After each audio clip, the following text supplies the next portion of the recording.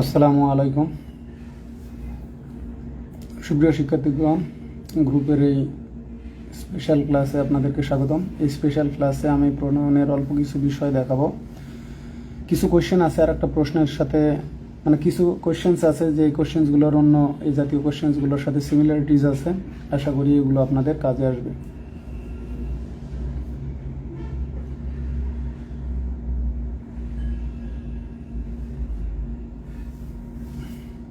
তাহলে আমরা এই প্রশ্নটা দেখি। এক্ষেত্রে অবশ্য মাস্টার বইয়ের একটা ভুল উত্তর আছে, আপনারা বইটা বের করে নেন, আমি পেজ নাম্বার বললে সংশোধন করে নেবেন। প্রথমে আমরা কোশ্চেনটা দেখি। এটা the red coat belong to him. দেখেন, রেড কোটটা মানে লাল কোটটা ছিল তার, বাট দ্য ব্রাউন ওয়ান মানে বাদামি। এই যে আমরা নাউন প্রথমে উল্লেখ করেছি, দ্বিতীয়বার আর উল্লেখ করার প্রয়োজন নাই। এই কোটকে উল্লেখ করার জন্য আমরা এখানে প্রোনাউন হিসেবে ওয়ান উল্লেখ করলাম।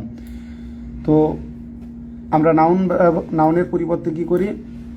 প্রোনাউন ব্যবহার করি, অর্থাৎ প্রোনাউন ব্যবহার হয় নাউনের পরিবর্তে। এখানে দ্য রেড কোট, এখানে দ্য ব্রাউন কোট। তো দ্বিতীয়বার আমরা কোট ইউজ করলাম না, ওয়ান ব্যবহার করলাম। তো সমস্যাটা কোথায় সেটা দেখেন। যে the red coat belong to him, the brown one. ঠিক আছে, এই প্রশ্নটা দুইভাবে হতে পারতো। কিভাবে দেখেন প্লিজ একটু খেয়াল রাখেন। এর আগে আমি এটা দেখিয়েছি, কিন্তু এর সাথে আর একটা রিলেভেন্ট কোশ্চেন আছে, এই জন্যই এটার পুনরায় আলোচনা করা। তাহলে দেখেন, ওয়াজ মাইন, অথবা পরীক্ষায় এইভাবে আসতে পারে। দেখেন,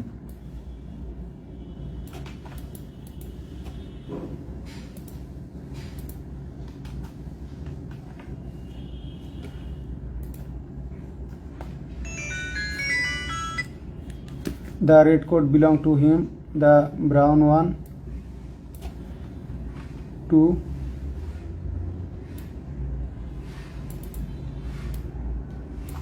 me, অথবা এইভাবে দেখেন। মানে এই যে আমরা বিলং উল্লেখ করেছি, দ্বিতীয়বার আর আমাদের আর বিলং উল্লেখ করার প্রয়োজন নেই, হয় এটা অথবা এটা।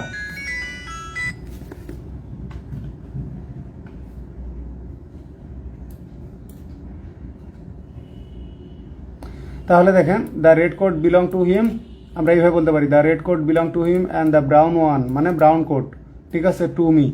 যদি এইভাবে থাকে, ঠিক আছে, ব্রাউন এখানে যদি আবার টু বসায় দেয়, তখন কিন্তু আনসার হয়ে যাবে বি।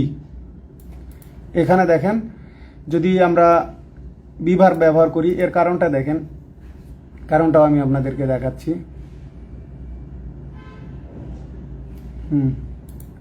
এখানে দেখে তাহলে বুঝতে পারবেন। The bat belongs to me, অথবা আমরা এইভাবে বলতে পারি, ঠিক আছে, the bat is mine। Mine সহজ বিষয়। দেখেন, এটা আমরা এইভাবে বলেছি, দেখেন তাহলে বুঝতে পারবেন। দিস ইজ মাই ব্যাট, অথবা দ্য ব্যাট ইজ মাইন, ঠিক আছে, দ্য ব্যাট ইজ মাইন। এখানে সিঙ্গেল পসেসিভ প্লাস নাউন। আমরা যদি এই যে এখানে দেখেন, এখানে দিস কিন্তু পুরো নাউন, ঠিক আছে। এখন দ্য ব্যাট বা দিস ব্যাট ইজ মাইন। এখন দেখেন, এটা হয়ে গেল অ্যাডজেক্টিভ। আমরা এইভাবে বলতে পারি, দিস ইজ মাই ব্যাট বা দিস ইজ মাই ব্যাগ বা দিস ইজ মাই ফোন, ঠিক আছে, দিস ফোন ইজ মাইন। তো সেক্ষেত্রে যদি আমরা প্রথমে নিয়ে যাই বি ভার্বের পরে আমাদেরকে প্রোনাউন ব্যবহার করতে হবে। এটা হচ্ছে পজেসিভ প্রোনাউন। এদেরকে আমরা বলি ইন্ডিপেন্ডেন্ট প্রোনাউন, ইন্ডিপেন্ডেন্ট পসেসিভ। তো আশা করি এই বিষয়টা নিয়ে আপনাদের আর প্রবলেম থাকার কথা না। তাহলে দেখেন, the bat belongs to me বা the bag belongs to me বা the phone belongs to me, অথবা the phone is mine, phone is mine. যদি আমরা রিভার্ব ব্যবহার করি, তাহলে এরপরে এই যে পসেসিভ মানে পসেসিভ প্লাস নাউনের পরিবর্তে আমরা ব্যবহার করব পসেসিভ প্রোনাউন। অথবা বিলং টু আমরা ব্যবহার করলে পরে টু প্লাস মি, পরে ব্যবহার করতে হবে টু প্লাস মি দ্বিতীয় ক্ষেত্রে। তো আশা করি এটা নিয়ে আপনাদের আর বুঝতে সমস্যা থাকার কথা না। এখন সমস্যা কোন জায়গায় সেটা আপনাদেরকে দেখাচ্ছি।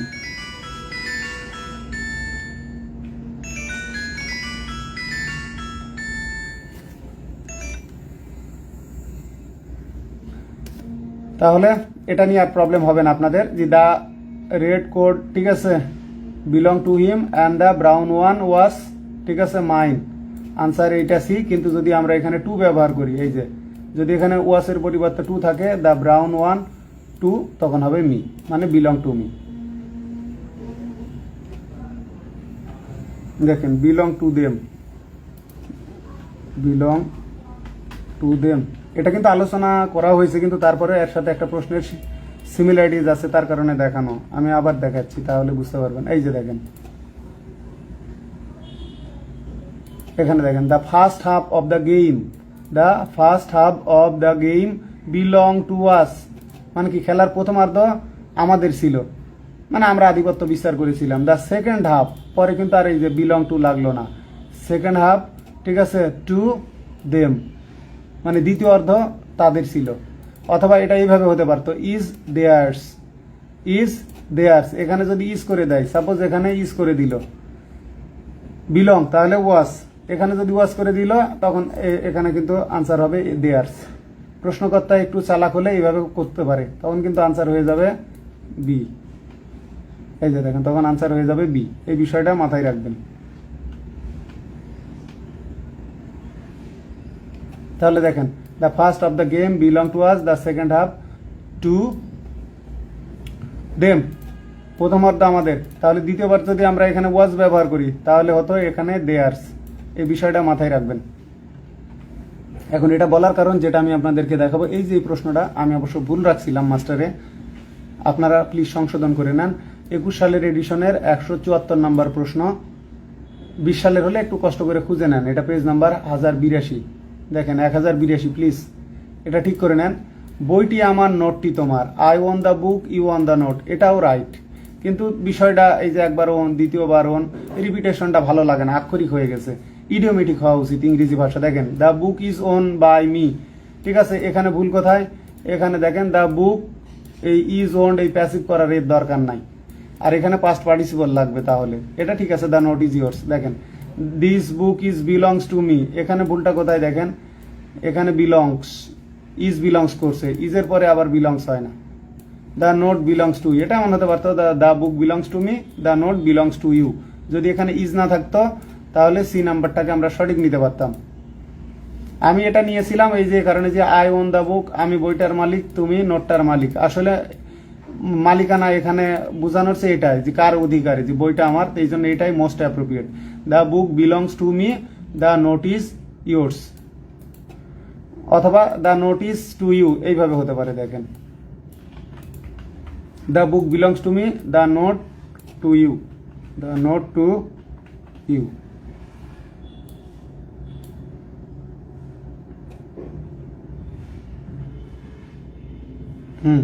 তাহলে এই যে কোনো একটা, আশা করি এটা নিয়ে আপনারা বুঝতে পারছেন। The book belongs to me, the note is yours, অথবা the book belongs to me, the note to you. দ্বিতীয়বার আর এই বিলংসের ব্যবহার করার দরকার নাই।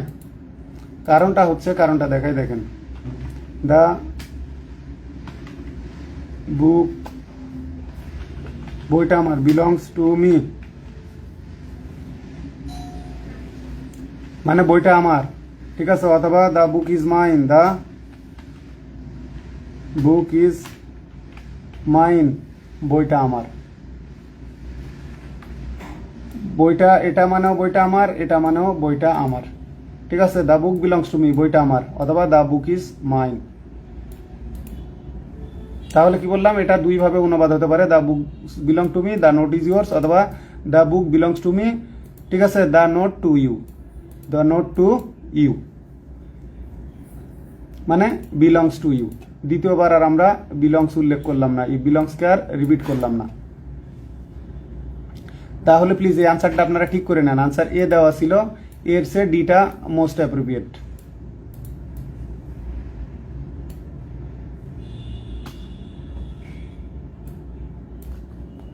এটাকে আমি ভুল বলতে পারতেছি না, এটা প্রশ্নকর্তা, কিন্তু প্রশ্নকর্তা আনসার এইটা নিয়েছে, এটা বোঝাই যাচ্ছে। আর অনেক সময় কাজ করতে গেলে এগুলো অনেক আগের প্রশ্ন, অজান্তেই অনেক সময় টাইপিং মিস্টেক থেকে যায়।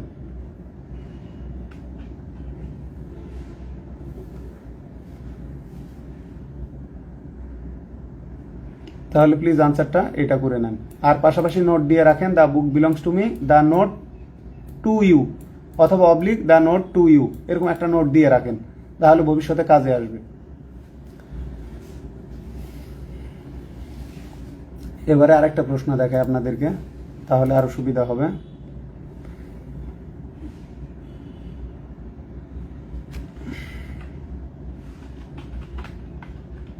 প্রশ্ন দিয়ে প্রশ্ন বোঝায়, তাহলে আপনাদের বুঝতে সুবিধা হবে। এখানে দেখেন, Rahim found a laptop in the classroom but couldn't determine dash it belong to. তো এখানে তো আমাদের হোম হওয়ার কথা, এখানে হওয়ার কথা home. Traditional grammar way formal অনুসারে এখানে উত্তর হওয়ার কথা হোম, হোম ইট বিলং টু। তার প্রমাণ আপনাদেরকে দেখাই, তাহলে আপনারা বুঝতে পারবেন। ধরেন এটা পিকেডি সরকারের বই, এই যে দেখেন 352, do you know with whom are you speaking. ঠিক আছে, এটা হবে do you know whom you are speaking to. এই যে দেখেন হোম আছে, ব্যবহার করতে হবে হোম। ঠিক আছে, এখানেও তাই, এই যে দেখেন এখানে নো ভার্ব, তারপরে এখানে ইউ অবজেক্ট। তাহলে এখানে কি হবে, এই যে দেখেন এখানে ডিটারমিন ভার্ব, এখানে ইট অবজেক্ট, ওটার সাথে সিমিলারিটি, মানে ডু ইউ নো। ঠিক আছে, do you know you are speaking to. তাহলে ফর্মালি কিন্তু এখানে হওয়ার কথা হোম, কিন্তু অপশনে হোম নাই। তো আমি বলছি অনেক ক্ষেত্রে প্রশ্নকর্তারা ইনফর্মাল ইংলিশ অনুসারে আনসার নাই, তার প্রমাণটা এখনই দেখাচ্ছি। দেখেন এখনই দেখাচ্ছি, হু ডাজ দা, এই যে দেখেন বাড়িটি কার, এখানে কিন্তু হওয়ার কথা home, home does the.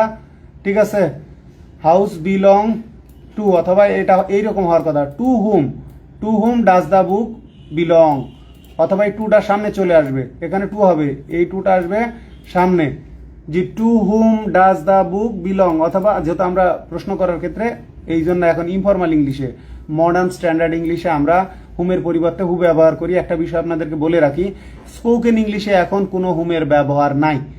Formal রাইটিংয়ে আছে, ফর্মাল রাইটিংয়ের ক্ষেত্রে, কিন্তু স্পোকেন ইংলিশে কোনো ধরনের হুমের ব্যবহার নাই। বরং স্পোকেনে হু হুম দুটাকেই অনেক ক্ষেত্রে উঠাইয়া দেওয়া হয়। কোন ক্ষেত্রগুলানে, যখন এরা অ্যাডজেক্টিভ ক্লজ হয়, কোনো অ্যান্টিসিডেন্টের পরে হু হুম যেটাই থাকুক। ঠিক আছে, দা পিপুল, ঠিক আছে, আই মেড দেয়ার, দেখেন দা পিপুল আই মেড দেয়ার, আমি সেখানে যে লোকজনের সাথে দেখা সাক্ষাৎ করেছিলাম আর ফ্রেন্ডলি, তাহলে দেখেন আই মেড দেয়ার মানে হুম আই মেড দেয়ার। কিন্তু স্পোকেনে অনেক ক্ষেত্রে হু ব্যবহার করা হয়। তো যাক, ওটা যাচ্ছি না, যেটা দেখানো সেটা আপনাদেরকে দেখায়। হু ডাজ দ্য হাউস, এই যে এখানেও দেখেন do you know who the house belongs to, কিন্তু এখানে হওয়ার কথা ফর্মালি হুম, এখানে হওয়ার কথা হুম। এবারে প্রশ্ন দেখায়, যেভাবে প্রশ্ন হয় সেভাবে আমাদের কাজ করতে হয়। এই যে দেখেন, চুজ দ্য কারেক্ট সেন্টেন্স, বইটা কার, তাহলে হু does the book belong to. এখানে ভুল কোথায় দেখেন, হুম ডাজ দ্য বুক বিলং, এখানে টু লাগবে, অথবা সামনে টু লাগবে। ঠিক আছে, বি নাম্বার হতে পারতো যদি এর সামনে টু থাকতো অথবা লাস্টে টু থাকতো। তারপরে আসেন,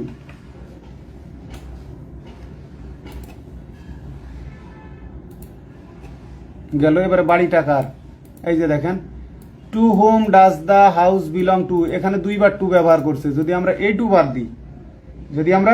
দিই, তাহলে এটা রাইট, খেয়াল রাখবেন পরীক্ষায় কিন্তু আবার এইরকম হতে পারে। দেখেন হু does the house belong two, এটা ইনফর্মাল। ঠিক আছে, হুজ ডাজ দ্য হবে না, কারণ হুজ এখানে এইভাবে সাবজেক্ট হবে না। তাহলে দেখেন হুজটা হচ্ছে possessive pronoun, whose is the হতে পারে, whose is the house, who does হবে না। তাহলে দেখেন এটা এই পর্যন্ত রাইট, ঠিক আছে, আর এটা ইনফর্মালি রাইট। তো এখানে প্রশ্নকর্তা কি করেছে, মডার্ন স্ট্যান্ডার্ড ইংলিশ অনুসারে এটা ইনফর্মালি প্রচলিত, সেটা আমি অক্সফোর্ড থেকেও আপনাদেরকে দেখাচ্ছি। তারপরে দেখেন which one of the following sentences is correct, তুমি কি জানো বাড়িটা কার। তাহলে দেখেন do you know the house who the house belong to, হ্যাঁ এইটাই রাইট আনসার। এই যে দেখেন এতে হুম থাকলেও তা সঠিক এবং ফর্মাল, আমি কিন্তু নোট দিয়ে রাখছি। দেখেন এতে হুম থাকলেও তা সঠিক এবং ফর্মাল। তাহলে কি হবে, এখানে দেখেন ডু ইউ নো, আর আমরা জানি যখন ইমবেডেড কোশ্চিন হয়, মানে প্রথমে যখন অক্সিলিয়ারি ভার্ব দিয়ে প্রশ্ন করা হয়, পরে এই যে ডাব্লিউএইচ কোশ্চিন, যখন সেন্টেন্সের মাঝে থাকে, মানে এরা সাবঅর্ডিনেট ক্লজ হয়, তখন কিন্তু আর এদেরকে প্রশ্ন করা যায় না, সরাসরি এদের পরে এই ডাব্লিউএইচ ওয়ার্ড সাবজেক্ট বসে, আর অক্সিলারি ভার্বের প্রয়োজন নাই। তাহলে এটা এইভাবে হতে পারতো, do you know whom the house belongs to, whom the house belongs to, অথবা who the house belongs to. তো এটা হচ্ছে মূলত ইনফর্মাল। এখনকার ডিকশনারিগুলো মূলত ইনফর্মাল বেসিসেই লেখা হয়।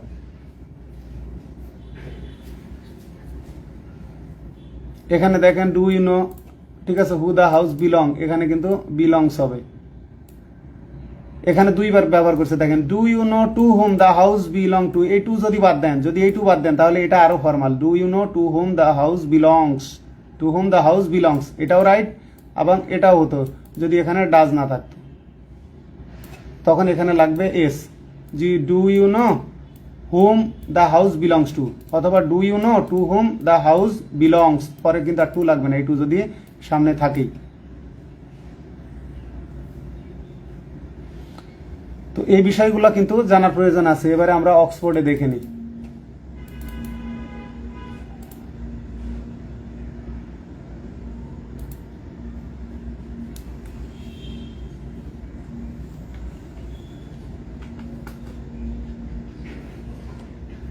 এর একটা প্রমাণ দেখে আপনাদেরকে বললাম, এই যে দেখেন পিপুল হু কল্ড ইয়েস্টারডে, এটা ঠিকই আছে, এই ভার্বের সাবজেক্ট। কিন্তু এখানে দেখেন দ্য পিপুল হু উই মেট, এখানে হওয়ার কথা হুম উই মেট, এখানে হওয়ার কথা whom we met in France have sent us a card.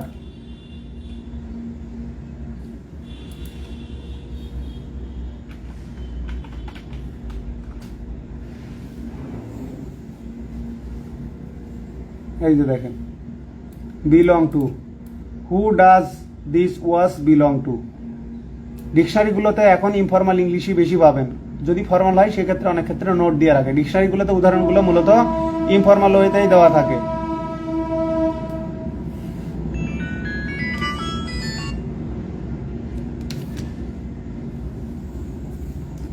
আপনাদের অবগতির জন্য আমি জানিয়ে দিলাম, ওই যে উত্তরটা ভুল আছে প্লিজ আবারও বলে দিই, এই উত্তরটা সংশোধন করে নেন, এটা রাইট। তবে এটা কিন্তু ভুল না, এটাও এক সেন্সে, কিন্তু এটা একদমই লিটারেল হয়ে যায়, যে আমি বইটার মালিক, তুমি নোটটার মালিক, জিনিসটা হচ্ছে এইটা মোস্ট অ্যাপ্রোপ্রিয়েট। ঠিক আছে, the book belongs to me, the note is yours, অথবা the book belongs to me, the note to you. এটা ঠিক করে নেন, আনসার ডি। এ দেওয়া ছিল, ডি করে নেন। যাক, পুরো বই যদি দু পাঁচটা আনসার ভুল বেরো হয়, কারণ অনেক প্রশ্ন, 15-16 হাজার প্রশ্ন, হাজার হাজার রেফারেন্স লাগে, এগুলো আসলে খুব কষ্টদায়ক। কিন্তু আমার জায়গা থেকে আমি কখনো অবহেলা করিনি, বা আমি আমার ভুল কখনো ওই যে বললাম বলিনি যেটা আমার ভুল না, আমি অবশ্যই ভুল স্বীকার করি এবং সেগুলো সংশোধনী দিয়ে দিই।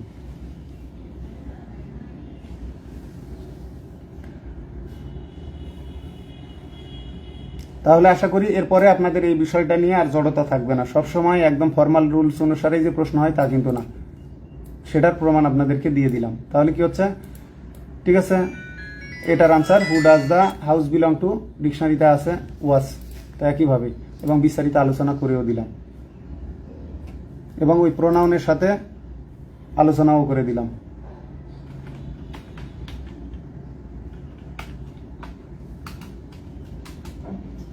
আর বিলং এর ক্ষেত্রে কিন্তু প্যাসিভ হবে না, এটা খেয়াল রাখবেন। এই যে দেখেন this was is belong to my friend, is belonged হবে না, বিলংস টু মাই ফ্রেন্ড।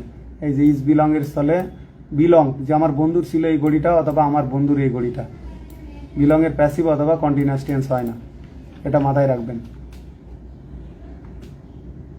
হ্যাঁ, লাস্টলি এই প্রশ্নটা আবার দেখেন, Rohit found a laptop in the classroom but couldn't determine, মানে নির্ধারণ করতে পারিনি, ঠিক করতে পারিনি, নিরূপণ করতে পারিনি। ঠিক আছে, কার, এইটা কার, ইট বিলং টু হু, তাহলে প্রথমে হু ইট বিলং টু, এটা ইনফর্মাল, আবার বলে নি এটা ইনফর্মাল, আর ইনফর্মাল অনুসারেই প্রশ্ন হয়েছে। তো যাই হোক, এরকম যে কোশ্চেনগুলো থাকবে আমার নজরে আসলে আমি চেষ্টা করবো আপনাদেরকে বিস্তারিতভাবে আলোচনা করে দেওয়ার। আমি ক্লাসের ধারাবাহিকতা চেয়েছিলাম, এই কারণে চিন্তা করলাম এখন একটা ক্লাস নিই, তবে আমাদের পরবর্তী ক্লাসটা হবে মূলত ভার্বের উপরে। তো প্রোনাউনের এই ক্লাসটা আরও একটা বাড়তি ক্লাস আপনাদের কাজে আসবে। এত বিস্তারিত পরে, এত রেফারেন্স বোঝানোর পরেও আপনারা টাকা ফেরত চান, এটা কষ্টদায়ক। যাক, আমার ভুল ত্রুটির জন্য ক্ষমা প্রার্থী। ভবিষ্যতে গ্রুপের ফি হয়তোবা আরও 500 বাড়াবো। ক্লাস সংখ্যা 50 পার হলে আপনারা যারা 500 আছেন তাদের জন্য 1000 করা হবে, মানে আরও 25টা ক্লাস পরে 1000 করা হবে গ্রুপের ফি সবার জন্য। কারণ আমি স্ক্রিনশটগুলো আপনাদের দিয়েই পোস্ট দেবো যে কিভাবে আপনারা আমার সাথে আসলে বাজে ব্যবহার করেন। যাই হোক, আজকের ক্লাস এই পর্যন্তই। রাত্রে ইনশাল্লাহ ক্লাস নেব ভার্বের উপরে। আল্লাহ হাফেজ।